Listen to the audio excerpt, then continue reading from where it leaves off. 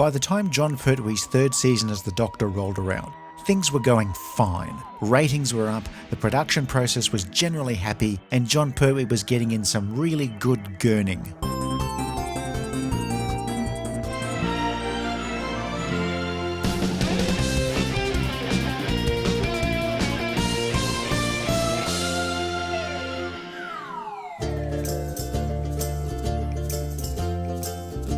The Doctor was still exiled to Earth, but the production team of producer Barry Letts and script editor Terrence Dix were feeling a lot more confident about sending the Doctor and Jo off in the TARDIS, even in a limited fashion.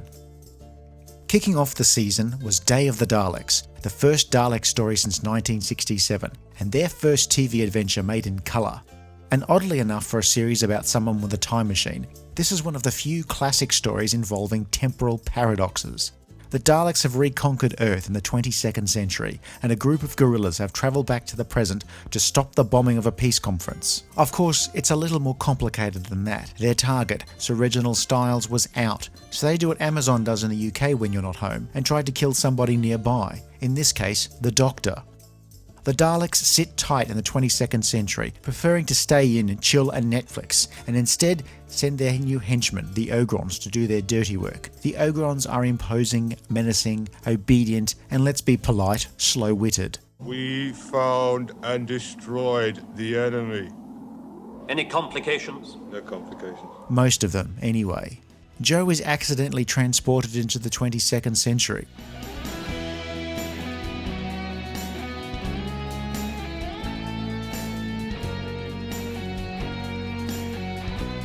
And is wined and dined by the human regional controller. The Doctor soon follows, and once in the future he's chased and beaten and tortured instead. He sees the reality of human life under Dalek control, where old people and children are put to work mining, as they always do in Doctor Who, not with heavy machinery, but with buckets.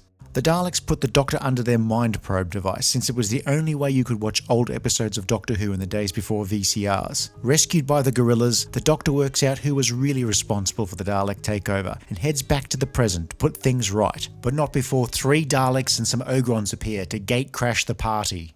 Seen it, not interested, skip, seen it on a plane, Netflix original, ooh, skip, seen it, bloody hell, this is all rubbish. So let's talk about the good and bad in this story. There's a nice adventure yarn that plays with aspects of time travel, a mostly solid guest cast, and the Ogrons work quite well. But the good is tempered by the fact that production values are both excellent and terrible at the same time. The sets and costumes are great, though the direction is all over the place, confident in one scene, sloppy in the next. We have an extraordinary amount of flubbed lines and actors stepping on each other's cues in the early episodes, way more than you'd expect from the series at this time. And there's a shot that everyone else has since disowned and blamed on the director. The Doctor gunning down an enemy for walking while Ogron. The Daleks themselves have atrocious, whiny voices that are utterly lacking in any menace. Exterminate them! Exterminate them! Exterminate them! And then any moments where you might have admired the direction of the action sequences, it's undone with a flat climactic attack on Styles' house. By the early 70s, the BBC only had 3 Dalek props, and while later stories managed to disguise the fact, here it's painfully obvious the Dalek army is more of a 3-part pop combo and provides an underwhelming ending to the story. Exterminate my baby. Exterminate my baby. Exterminate my baby. It's still quite a watchable story, it's just the sudden bursts of sloppiness detract. That's why when the story was released on DVD, a group of fans got together to liven up the story with optional extra effects and insert shots. Oh, and they redid the Dalek voices with Nick Briggs, who does the voices on the modern series. Eliminate all humans! Exterminate! Why on earth I never realised that... Oh no, what are you doing here? Well, I'm not here, don't worry. It'll all settle itself. What happened? Well, it's a very complicated thing, time, Jo. Curse of Peladon is a change of pace for the series in that it marks a more regular use of the TARDIS in order to show us more alien worlds, ostensibly at the behest of the Time Lords. Peladon is a relatively primitive feudal society attempting to join the Galactic Federation, and it's into this world of political intrigue that the Doctor and Jo are mistaken for Earth representatives of a delegation assessing the planet's suitability for membership. Namely, do they look silly? If yes, then yes, they can join. There are aliens and creatures galore in the story, with the Peladonians, their mascot Agador, and various delegates from Arcturus, Alpha Centauri, and Mars. The latter in the shape of the Doctor's old foes, the Ice Warriors. In a wonderful and rare use of misdirection, the green reptiles from Mars prove not to be the villains of the piece.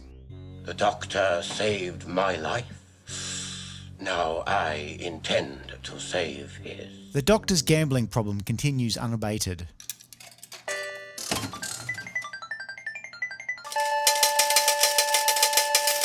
We also have a young king attempting to hook up with Jo Grant. The Doctor gets to have another fight scene on film, and we have the first of 3 appearances of the lovely Alpha Centauri. It's a slower pace than we see in most 70s era shows, as it's mostly palace intrigue. It's probably the talkiest Who serial from the 70s.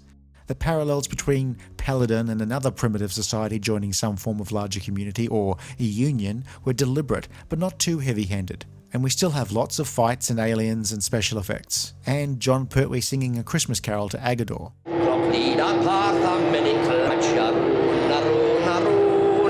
The story ends with the Doctor and Jo leaving suddenly.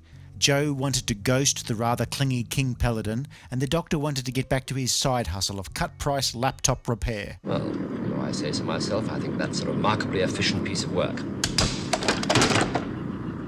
The Sea Devils is a sort of aquatic sequel to Doctor Who and the Silurians. The Sea Devils, like the Ice Warriors, refer to themselves by the same name as some random human who first came across them. Sea Devil! The story begins with the Doctor and Jo visiting the Master in his own personal prison. Little do they know, the Master has co-opted the buffoonish but patriotic prison governor Trenchard with tales of saboteurs sinking ships. The saboteurs are, of course, the Sea Devils, who have awoken after a long sleep to find that not only is there no fresh milk in the fridge, but the dirty apes have taken over the planet. The Master tries to use the Sea Devils to attack the humans, while the Doctor attempts to make amends for what happened to the Silurians at the hands of UNIT. And it's a UNIT story in all but name, since we spend a lot of time with salty seamen and naval officers. Since the production had the cooperation of the Royal Navy, we are treated to lots and lots of footage of sailors messing about in boats and shooting at a half a dozen stuntmen in Sea Devil costumes. Being a Pertwee era story, we have the Doctor in a diving bell, the Doctor on a jet ski, Jo on a motorbike, and either one or the other in a rowboat, a hovercraft, or a submarine. Being a Malcolm Hulke story, we also have some rather scathing authority figures to take an instant dislike to, and while it's a fun story, in most ways it would have been much better as a tight 4-part story than 6 slightly dragging episodes, though that's something you could say for most of the longer stories. One thing that the Sea Devils has that is, let's just say, a little arch, is the score by the BBC Radiophonic Workshop's Malcolm Clarke. On its own, it's quite a decent piece of electronica, but it rarely works as incidental music and is highly intrusive, like a musical version of Jehovah's Witnesses. The Sea Devils themselves are well designed, coming across better than their Silurian cousins, and are a lot more dynamic than the dopey-looking versions we would see a decade or so later. And of course, this story gives Roger Delgado's Master a lot of great things to do. Firstly, pretending to be a powerless inmate, then having a spectacular sword fight with the Doctor, then trying to ingratiate himself with the Sea Devils. The Sea Devils, being canny beggars, aren't having any of it. Bullshit. The Mutants has a little more social commentary than was usual from Bob Baker and Dave Martin scripts, with the negative effects of colonialism mixed in with a fairly standard adventure. The Doctor and Jo are tasked to deliver a mysterious container to a native leader of one of Earth's colonies in the dying days of its galactic empire. There's no address label, no recipient or invoice, but since the Doctor and Jo only get paid if they get a signature, it's a rigmarole. The locals are about to have their planet returned to them, but foiled by the machinations of the colonial governor, the Marshal. His plans to terraform the atmosphere of the planet Solos have caused mutations of the local inhabitants, hence the title of the story. The Mutants, remember? It's also a credit to the writers and a nod to modern viewers' sensibilities that it's established from the outset that the Marshal is the villain of the piece, rather than the titular Mutants. Not to say that the Marshal's larger-than-life performance is cartoonish, but he would have gotten away with it if it wasn't for that crazy Doctor.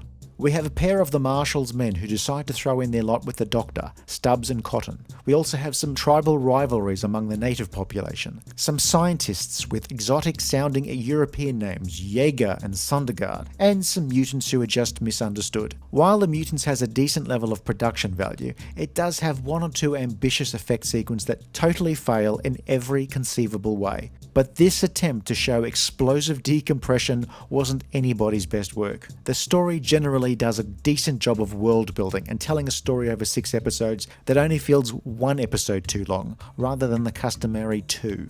Hang on tight, Joe.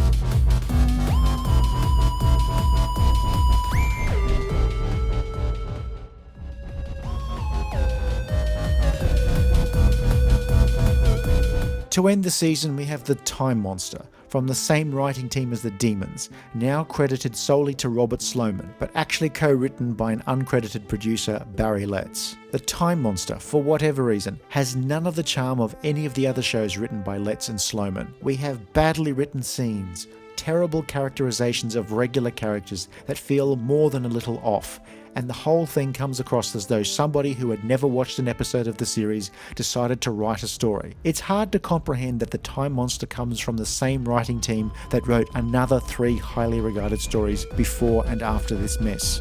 The Master is posing as Professor Dodgy Accent, where he has postgraduates helping him with some device that does something to do with time, which he calls Tom Tit. Oh, and some other things happen like time stops and only the Doctor can move, or Benton is turned into a baby. Oh, and they go to Atlantis and destroy it again, and there's a Minotaur, and the Master puts the moves on Ingrid Pitt. Let's be honest, it's a load of shash, and personally it's my absolute least favourite story featuring the 3rd Doctor. It's not completely unwatchable, but it's the sort of story that I'd happily trade away in order to get some more of the missing Hartnell and Troughton stories. The Doctor gave Jo a slightly phallic-looking gadget that didn't do anything, but the Doctor thought it was a laugh. Doctor?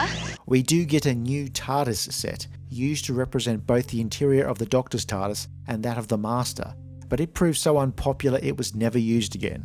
The realisation of Atlantis with its pasty English cast of thesps really amps up the cheese factor. The story with Kronos and the Time Crystal is not at all compelling, and does feel like a bunch of set pieces connected together by flabby exposition.